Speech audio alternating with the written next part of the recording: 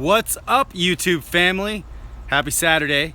It's Dave Stone again with another exciting and live episode of Develop Awesome Skills. And today we are going to be rooting Acerola Cuttings, aka Barbados Cherry Cuttings. And this video was requested by one of my subscribers, Mighty23. So thanks for your question, man. I want to show you what I'm doing right now with the Acerola cuttings because I've been trying this new method of rooting cuttings, and I want you guys to see what I'm doing. So this is, hey Juan Arcos, how you doing, man? So this is a little bottle of orange juice I showed you in a video a while ago.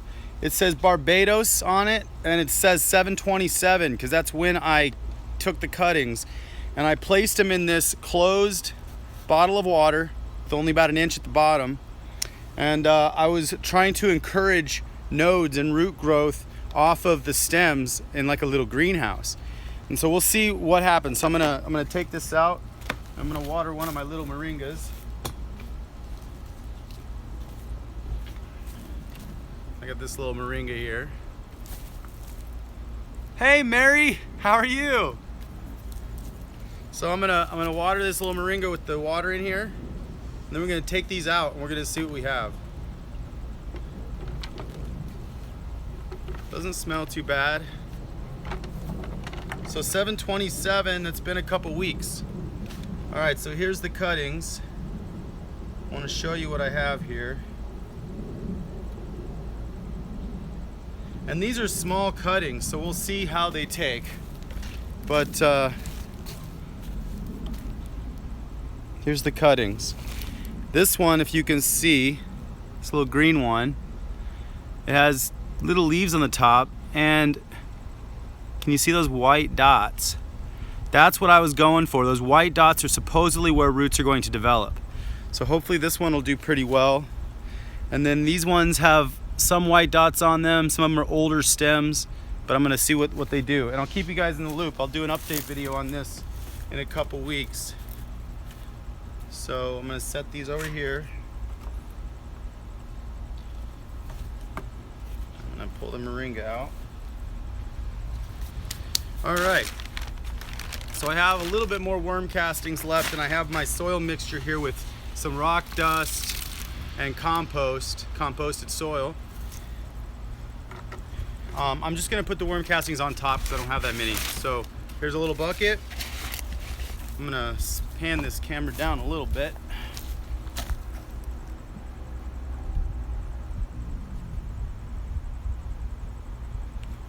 Yeah, something like, there we go.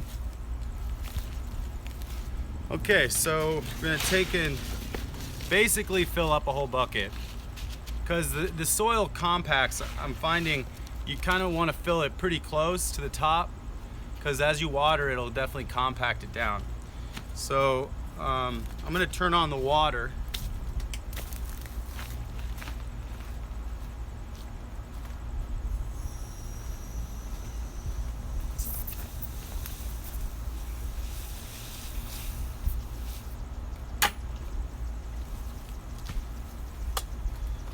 So I'm just going to give this a little bit of water in here. Oh, hello. Yeah, that's plenty for now. So let that kind of soak through. Once it starts going to the bottom, it'll kind of be nice and settled, at least on the first pass. Yeah, I definitely need more water.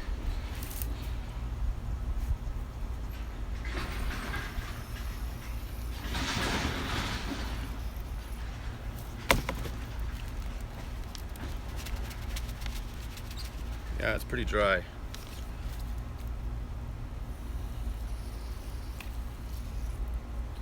All right, that's pretty good like that. So now I'm just gonna take a couple of these cuttings. I'm gonna take the strongest ones I see with the most white nodes on it, and I'm gonna put it in there. Yeah, so you wanna make sure that it's kind of up. So this is the way the plant grows. You don't wanna put it upside down. So if you take a cutting, you know, just look at which way the stems are coming because you wanna plant it up. So I'm gonna put this in soil. I'm gonna get a little poker stick, which I can use this thicker branch. This one might root too, but we'll see. It's a thicker one. I'm gonna poke 3 holes in this one. Yeah, now that's nice and compact. All right. So in this one, I am gonna plant this thick one here. See if that one comes. And then I'll take these other ones.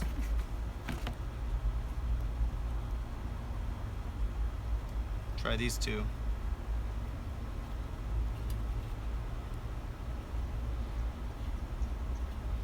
And then you just pack it around them. So this is, that's it, guys. Well, then I'm gonna throw a little bit of worm castings on the top and give it another water. So, yeah, it's pretty good. So after this, I'm gonna show you guys my Barbados cherries that are growing. I got them from Shamus, it was in February. So they were small, and you can see a video of me planting them on the channel. I'll see about putting a link in that video, what episode that was, so you guys can check it out, see how big they were, because they're doing really, really well. So here's some cuttings. I'm gonna plant the rest of these cuttings after the video.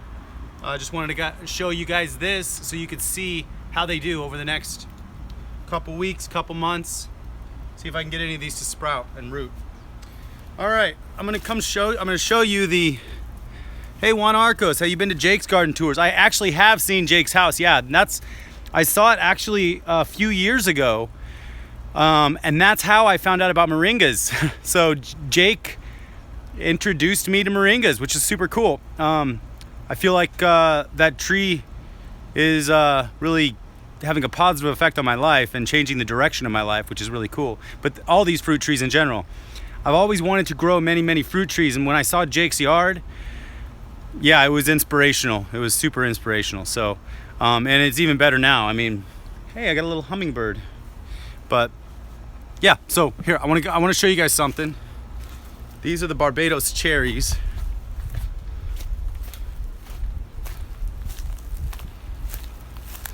Here you go.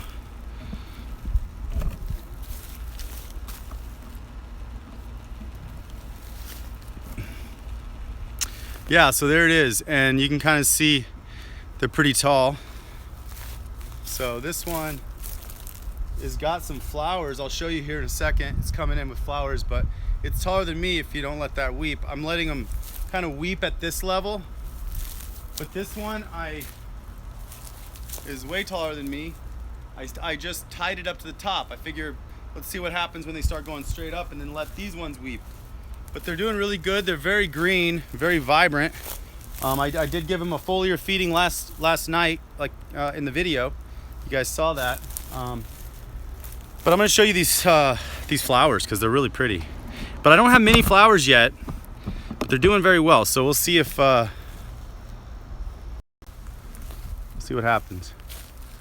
So if you look under here, I don't even know if you can see that. I'm gonna come over here. There we go. Oh, where are they? There we go. See those little flowers coming in? And over here, you can see it kind of opening up under there. They're really pretty little flowers. Hopefully they'll make me some cherries. I have had flowers on both of these before. I've had flowers on both of these before, but they've always fallen off so far. So, and I'm not too worried about it because if you look at them, they're super healthy. They feel very vibrant. They're not burnt at all from the heat. So Shamus is saying they take full heat, and I'm noticing that that's true. They do like some water. I mean, they'll take more water than you think you need to give it, but yeah. So there's the Acerolas, guys. Hope you enjoyed this video. If you guys have any questions or comments, put them down below. Share this video. Give me a thumbs up. That really helps me out. really keep making these videos. It makes me know that you guys want me to keep going. And then comment down below any questions you guys have. I really want to answer these questions. I like doing these videos for your questions. Right now I only have a certain number of trees. I mean, my carob tree right there, I'm trying to bring that bad boy back. But solar panels, yep, they're up there. Sweet or tart? Oh, you're talking about the Acerola cherries. Well, there's a handful of fruit trees, Mary, that I have in my front yard that I have never tasted the fruit on. So I'm super excited over the next couple years to really get to explore this fruit. I've never had an Acerola cherry. Brandon at Greenie's Garden says they taste like fruit punch. So very interested to see what it tastes like. I've also never had guavas yet. I've had a guava drink once in South Africa, but yeah, I've never tasted a guava. Some of the other stuff I've had avocados and mangoes, but not my own. So, all right, guys. Well, thanks so much for watching. Juan Arcos. I have 4 date palms. Haven't gotten me fruit. Can't wait. Oh my gosh. Yes, that's another fruit I want, is some date palms. I am very excited. Oh, Mary, you love guavas. I've heard so much about people saying they love guavas, and I'm so excited to eat some of my own. Here they are. I don't have that many right now, but I have this is my Tropic Pink. So it wasn't that big when I got it. But it's consistently put out new growth this whole summer. So hopefully it'll give me some nice Tropic Pink guavas. And then this is my pineapple guava. So it's looking a little stringy, but I just got it in the ground. It was in a pot. It took a little bit of heat damage here on the edges of the new growth, but it's still looking good on a lot of the branches, a lot of the new growth. So I'm okay with that. And then here's my other guava, is a lemon guava. This one definitely looks a lot more stringy, but it looks way better than it did. That's all really green. Juan Arcos, how the wood chips doing? So yeah, I mean, they're amazing. If you look at my feet here, like, it's very loamy. You walk, kind of squishes beneath my feet here. So yeah, it's really great, guys. I mean, this is what it takes to really grow a lot of stuff out in the desert.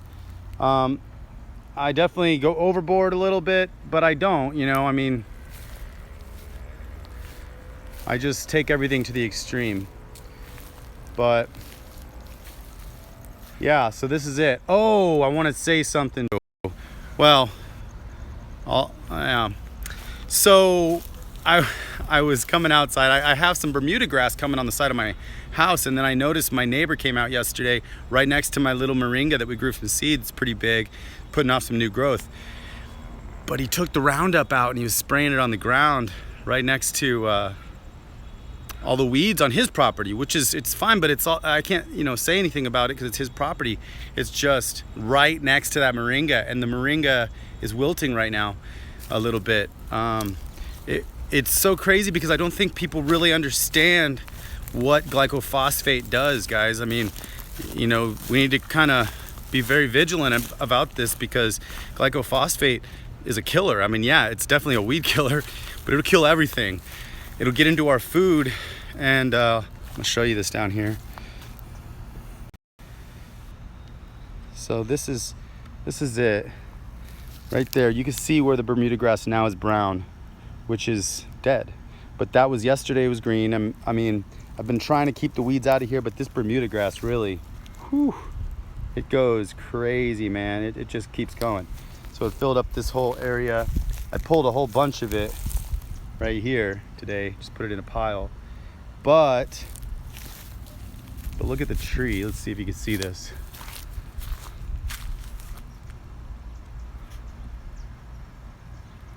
Can you see that? I don't know if you can see that, but it's like these branches are wilting. The leaves, it's not dead, but they're not supposed to be hanging like that. They're all hanging. They're supposed to be like vibrant and not just hanging down. Like this one, it didn't really get hit at all. I mean, it's super vibrant. That thing was just, I think I cut that right there 3 weeks ago, guys. Look at this. It's like 3 feet already. Sorry guys, I got a phone call. But anyways, that's the Moringa. Juan Arcos, water it in the ground. Maybe it will dilute the chemicals. Yeah, that's what I'm doing. I'm giving it some nice water. I'm gonna add some more wood chips down there and just kind of give it a chance. I mean, glycophosphate is hardcore, and they've done some studies. I saw another study on Facebook that said that Cheerios, Ritz crackers, and Oreos have 1,000 times more glycophosphate in them than the recommended or the legal amount, which the legal amount should actually be 0. It shouldn't be any glycophosphate, but they used glycophosphate as a drying agent on the wheat. So if the wheat, when they harvest the wheat, they've already used it in the seeds to delete delete pests within the plant. So it's already inside the plant. But then when they harvest it and they need to dry it, they spray it down with more Roundup because they call it a drying agent. They think it dries the plant, but it's kind of like fluoride in our water, guys. There's conspiracies around us, and maybe I am a conspiracy theorist, but I used to make movies and write stories, so maybe that's why. But I read 1984 a long time ago when I was a kid, and I think it really got to me. Mary, just be careful that the wood chips don't soak up the chemical. Well, yeah, exactly. I mean, that's the point. So I can't really control the edges of my yard other than I'm gonna probably put up some little fences and stuff, like a little cool picket fence. But other than that, it's like I can't control what they do on their side. So if they get some overspray on my wood chips, it's not good. So anyways, but now that I've been watering those over there, the weeds started growing. That's why it happened. So I've been focusing more on planting than taking Bermuda grass out of the yard. Anyways, guys, thanks for watching the video. I really appreciate you guys. And if you have any questions or comments, go ahead and hit like, share this video, and subscribe to the channel. Because if you guys want to see new videos, I'm posting them all the time, and there's a notification on YouTube so you can see when I'm going live and all that kind of stuff. So until next time, guys, remember, plant more Moringas. We got a Million Moringa initiative at I want more Moringa. So check it out. Help me plant 1 million Moringas, and let's do this. So till next time, I love you guys. Develop awesome skills. Ciao.